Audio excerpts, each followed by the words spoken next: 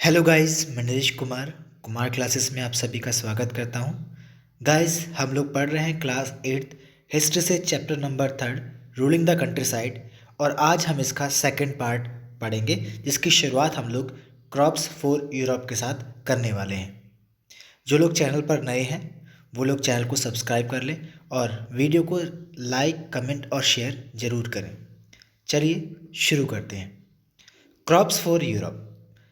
By the late 18th century, the company was trying to expand the cultivation of opium and indigo, which was highly demanded in Europe.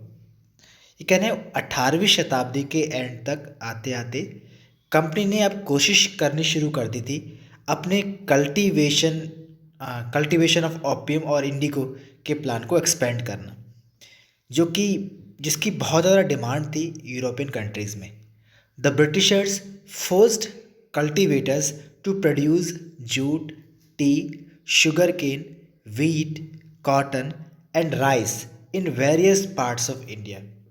Britishers ने force करना शुरू कर दिया Indian cultivators को कि वो produce करें jute, tea, sugar cane, wheat, cotton और राइस को डिफरेंट पार्ट्स ऑफ इंडिया में, जिससे कि वो इसको अपनी कंट्री में आसानी से सप्लाई कर सकें या यूरोपियन कंट्रीज में सप्लाई कर सकें।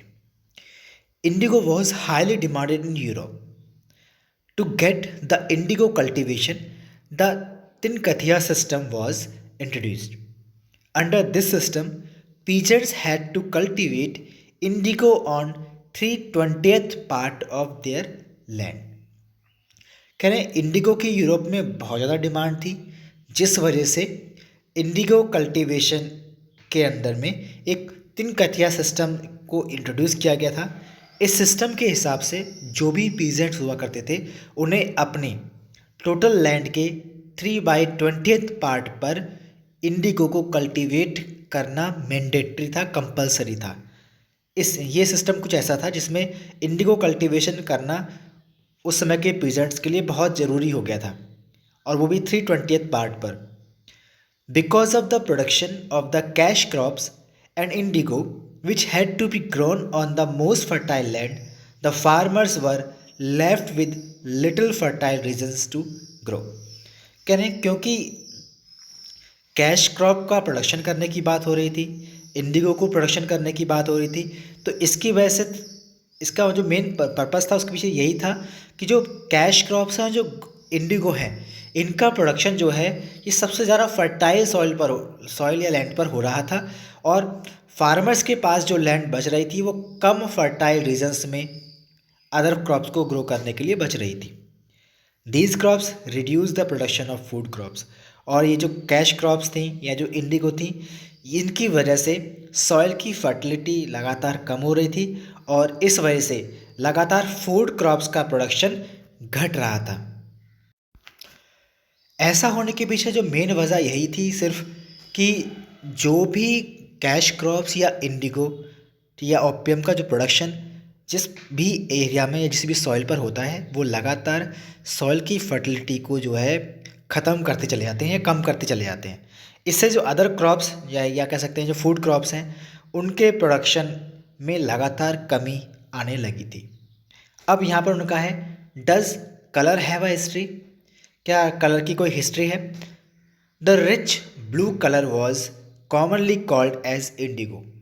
कहने जो समृद्ध नीला कलर जो है, इसको कॉमनली हम लोग इंडिगो के नाम से जानते हैं। And it was on a high demand in the Europe as it was used for dying purpose. और इंडिगो की बहुत ज़्यादा डिमांड थी यूरोप में डाइंग पर्पस करने के लिए, कपड़ों को रंगने के लिए, रंगाई करने के लिए। India was the biggest supplier of indigo in the world इन 19th century.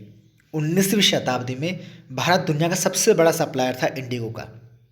Indigo cultivation was one of the reason for poor conditions of farmers and led riots in various farmers.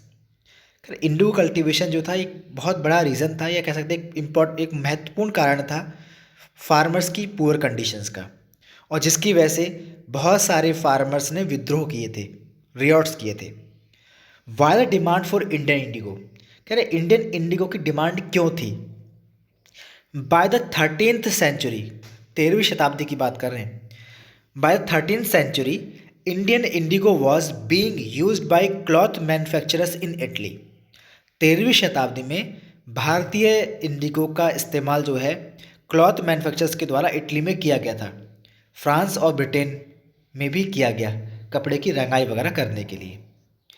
Indigo produce a rich blue colour whereas the dye from wood another plant was pale and dull। कह रहे हैं जो Indian Indigo थी, ठीक है, ये मतलब बहुत ज़्यादा समृद्ध थी ब्लू कलर के मामले में, जबकि जो डाई वो लोग यूज़ किया करते थे, ठीक है, वो जिस प्लांट से वो लेकर आते थे, ठीक है, वो क्या कहते हैं भद्दा दिखता था और डल क्या कहते हैं पेल और डल दिखता था, जिसकी वजह से फिनिशिंग मतलब भी प्रॉपर नहीं लगती थी। Indigo plantation came up in many parts of North America and Mexico। Indigo plantation जो है धीरे धीरे अब नॉर्थ अमेरिका और मैक्सिको के काफ़ी पार्ट्स में होने लगा था। But during the wars in these regions, लेकिन जब इस रीजन में वॉर हो रहे थे और अबॉलिशन हो रहा था स्लेवरी का in French colonies, British started depending on India for the cultivation expansion of Indigo. तो ब्रिटिश जो है पूरी तरह से डिपेंड हो गए इंडिया के ऊपर इंडिगो के एक्सपेंशन और उसके कल्टीवेशन के ऊपर। Increase demand of indigo also came, और लगातार इंडिगो की डिमांड बढ़ भी रही थी because of the heavy industrialisation in Britain, क्योंकि ब्रिटेन में उस समय पर बहुत बड़ी मात्रा में इंडस्ट्रियलाइजेशन हो रहा था। To fulfil the demand of indigo, British use their colonies in tropical region and mainly in African India as the availability if land and cheap labor were available। और इस इंडिगो की डिमांड को पूरा करने के लिए ब्रिटिशर्स ने अपनी कॉलोनियल्स को यूज़ करना शुरू कर दिया जो कि ट्रॉपिकल रीजन्स में थी, खासतौर पर अफ्रीका और इंडिया में, क्योंकि यहाँ पर अवेलेबिलिटी जो थी लैंड की और लेबर की वो ईजिली अवेलेबल थी, यानी कि आसान थी अवेलेबिलिटी, चीप लेबर अवेलेबल थी और लैंड भी अच्छी फर्टाइल मिल रही थी।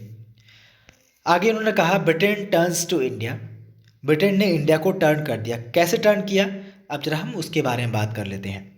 The company in India expanded the area under the indigo cultivation to meet the rising demand for indigo in Europe. कह रहे हैं जो कंपनी है इंडिया के अंदर उसने क्या किया, एक्सपेंड करना शुरू कर दिया area under the indigo cultivation, जिससे कि यूरोप में जो इंडिगो की डिमांड राइज हो रही है, बढ़ रही है, उसको वो पूरा कर सके। As the indigo trade grew, commercial agents and officials of the company began investing in indigo production। कह रहे हैं क्योंकि लगातार इंडिगो का ट्रेड बढ़ रहा था, इस वजह से कॉमर्शियल एजेंट्स और जो ऑफिशियल्स थे कंपनी के, उन्होंने भी अब इंडिगो प्रोडक्शन में इन्वेस्टमेंट करना शुरू कर दिया। हाउ वाज इंडिगो कल्टिवेटेड, अब हमसे कह रहे हैं कि इंडिगो का कल्टिवेशन कैसे होता था। There was two main system of indigo cultivation, nij and ryoti. उस समय पर इंडिगो कल्टीवेशन के लिए दो सिस्टम बनाए गए थे, एक सिस्टम था निज, दूसरा था ryoti. In nij system the planter produced indigo in lands that he directly control और rented from zamindars. Nij system के अंडर में जो प्लांटर होते थे वो इंडिगो को प्रोड्यूस करते थे लैंड के ऊपर, जो कि डायरेक्टली कंट्रोल या रेंटेड होती थी जमींदार के द्वारा, यानी कि जमींदारों के द्वारा ज़मीन किराए पर दे दी जाती थी या फिर जमींदार उस लैंड पर डायरेक्टली कंट्रोल किया करते थे इंडिगो के प्रोडक्शन को। अब जरा निज की ही बात कर रहे हैं। द प्रॉब्लम विद निज कल्टीवेशन के साथ प्रॉब्लम क्या थी, अब जरा हम उसको देख लेते हैं। This cultivation needed fertile and big lands and it was difficult to get big areas as they were already highly populated। For this, they had to evict population which led to conflicts। कह रहे हैं ये जो निज cultivation था, ठीक है, निज कल्टीवेशन सिस्टम के अंदर बहुत ज़्यादा फर्टाइल और बिग लैंड्स की रिक्वायरमेंट थी, और बिग लैंड्स और फर्टाइल लैंड्स की अवेलेबिलिटी होना उस समय पर जो है बहुत ही डिफ़िकल्ट टास्क था।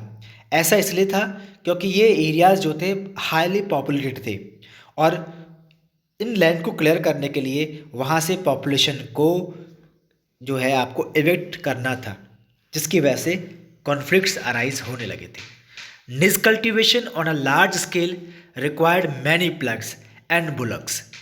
Investing on purchase and maintenance of plugs was a big problem. At the same time of its cultivation, the cultivation of rice also took place. That is why plugs were not available on rent too. करें जो निज cultivation है ये बहुत बड़े पैमाने पर उस समय पर जो है हो रहा था और इसके लिए हमें बड़े पैमाने पर प्लग्स यानी कि हम कहते हैं हल और बैलों की हमें ज़रूरत थी। इसके साथ साथ बहुत बड़े पैमाने पर इन्वेस्टमेंट्स की ज़रूरत थी जिससे कि हम परचेज कर सकें और मेंटेनेंस कर सकें प्लग्स का, और जो कि एक बड़ी समस्या के रूप में सामने आ रही थी।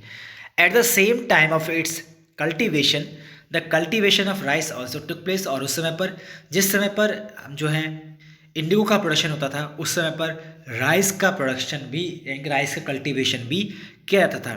ठीक है, उसकी जगह पर ही अगर कह सकते हैं उसके साथ ही।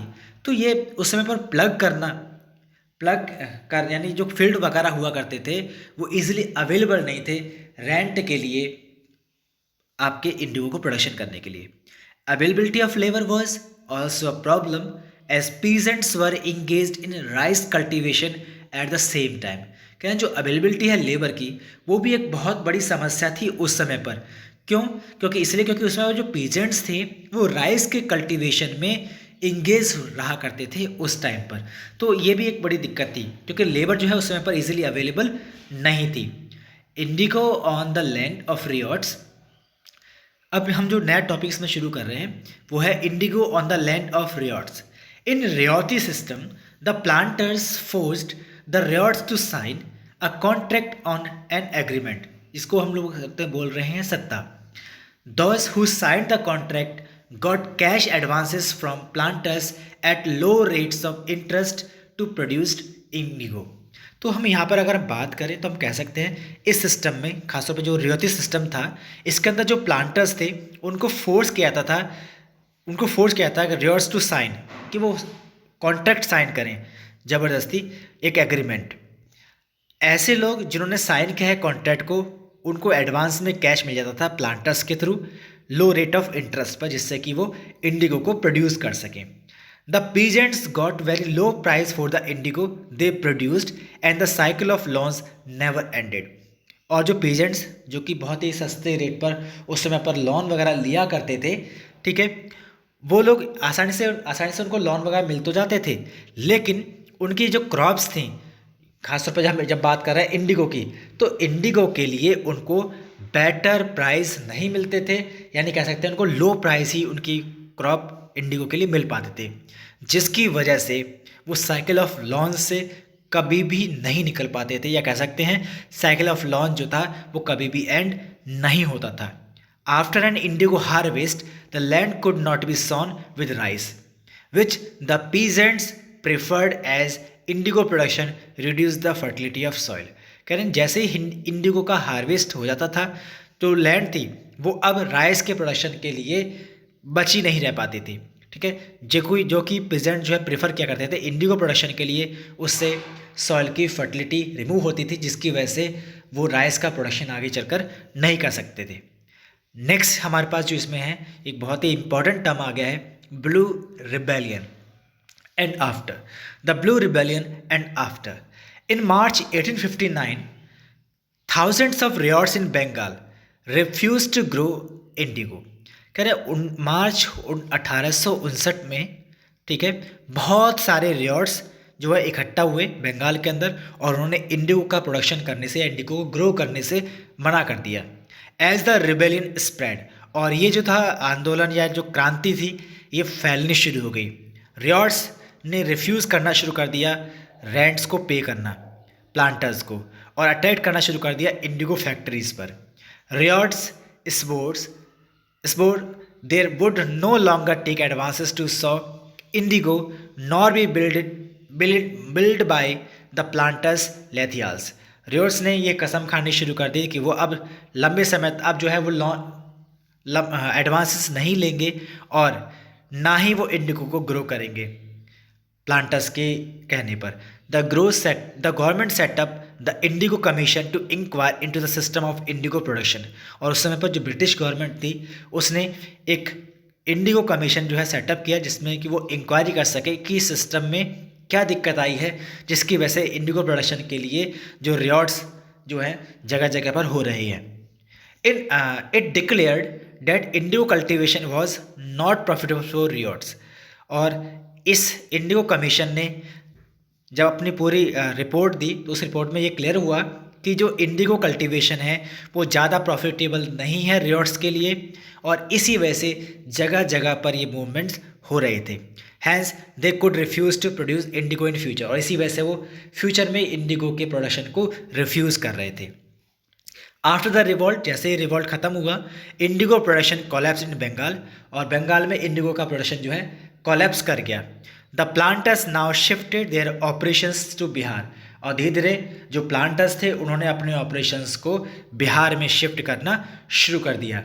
इन Bihar the Champaran movement led by Gandhi ji in 1917 ended the indigo production through Tinkathia system. और कह रहे हैं बिहार में जो चंपारण मूवमेंट था वो गांधी जी के द्वारा 1917 में शुरू किया गया, ठीक है, जो कि इंडिगो प्रोडक्शन के साथ indigo production throughout Tinkathia system जो है ख़त्म हो गया।